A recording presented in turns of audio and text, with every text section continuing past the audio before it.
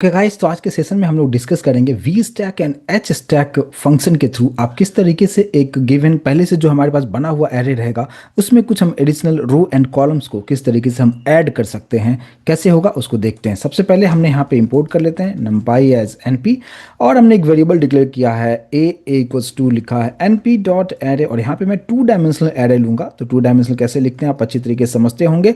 यहाँ पे मैंने 1, 2, 3 ये एक रखा है, दूसरे वाले में हम यहाँ पे रखते हैं 4, 5, 6।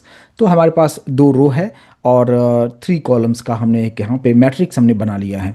लेकिन अब जो बी वाला जो मैं ले रहा हूँ वो भी हम कुछ इसी तरीके से रखेंगे, बट थोड़ा सा यहाँ पे स्क्वायर ब्रैकेट देते हुए सब कुछ उसी तरीके से रखेंगे। लेकिन यहाँ पे सिर्फ हम एक ही हम रखेंगे, मान लीजिए उसका नाम देता हूँ 7, 8 और 9, बस इतना ही रखा है। अब इस दोनों को मुझे अगर ऐड करना होगा तो हम किस तरीके से ऐड हम कर सकते हैं, यानी मैं चाहता हूं कि जो 7, 8, 9 जो बी के पास में है ये नीचे यहाँ पे हमारे पास आ जाना चाहिए ए के पास, यानी 7 जो हमारे पास में आना चाहिए 7, 8, 9, 4, 5, 6 के नीचे आना चाहिए।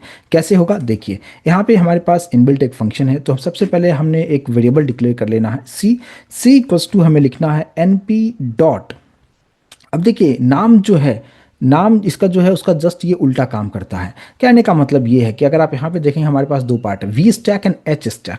वी का मतलब होता है वर्टिकल, यानी वर्टिकल है बट वो ऐड जो करेगा वो हॉरिजेंटली ऐड करेगा।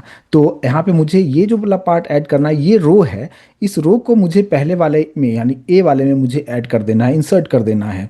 तो यहाँ पे हम लोग यूज़ करेंगे वी स्टैक। नाम से लग रहा होगा कि हमें यहाँ पे एच स्टैक यूज़ करना चाहिए, बट यहाँ पे ऐसा नहीं है। हम लोग लिखेंगे वी स्टैक और इस फंक्शन के अंदर में आपको एक और आपको ब्रैकेट देना है और फिर वेरिएबल का नाम a कॉमा b करते हैं। तो b जो होगा वो a में जाके ऐड हो जाएगा। और अब अगर आप यहाँ पे c को प्रिंट करते हैं और रन करके अगर आप देखेंगे तो आउटपुट आपको कुछ इस तरीके से दिखाएगा। आप देख सकते हैं ये जो 7, 8, 9 जो है इसी वाले में हमारे पास ऐड हो चुका है। तो यहाँ पे वी स्टैक मतलब वर्टिकल स्टैक है, बट ये जो ज्वाइन करता है जो नीचे ऐड होता है वो रो वाइज ऐड होता है, हॉरिजेंटली ऐड होता है। तो ये एक पार्ट हुआ। दूसरा, अब आपके मन में चल रहा होगा कि अब एच स्टैक किस तरीके से काम करेगा। बिल्कुल आप सही सोच रहे हैं। तो एच स्टैक का मतलब ये वर्टिकली अगर ऐड करना होगा तो हम एच स्टैक यूज़ हम करते हैं। तो यही एग्जाम्पल को रखते हैं, जैसे ये हमने रखा है एक, इसको ऊपर से ले लेते हैं।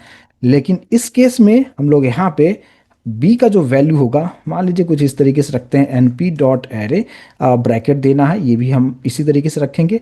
लेकिन डेटा हमने कुछ इस तरीके से हमें रखना है। 7 रखा है यहाँ पे, कॉमा दे दिया, दूसरा डेटा हमने यहाँ पे 8 दे दिया है, कुछ इस तरीके से हमने दे दिया है। तो b के पास में 7 है, कॉमा 8 है। तो अब इसको मैं चाहता हूँ कि यहाँ पे 1, 2, 3 के बाद 7 आना चाहिए और 4, 5, 6 के बाद 8 आना चाहिए, यानी कॉलम हमें ऐड करना है। तो हम कैसे करेंगे, यहाँ फिर से एक सी ले लेता हूँ। सी में हमें लिखना क्या है, np डॉट, और यहाँ पे हम लोग वर्टिकली ऐड करना है तो हम यहाँ पे यूज़ करेंगे एच स्टैक। एच स्टैक मतलब हॉरिजेंटल, और फिर ब्रैकेट के अंदर में एक और ब्रैकेट दीजिएगा और यहाँ पे a कॉमा b आपको करना है।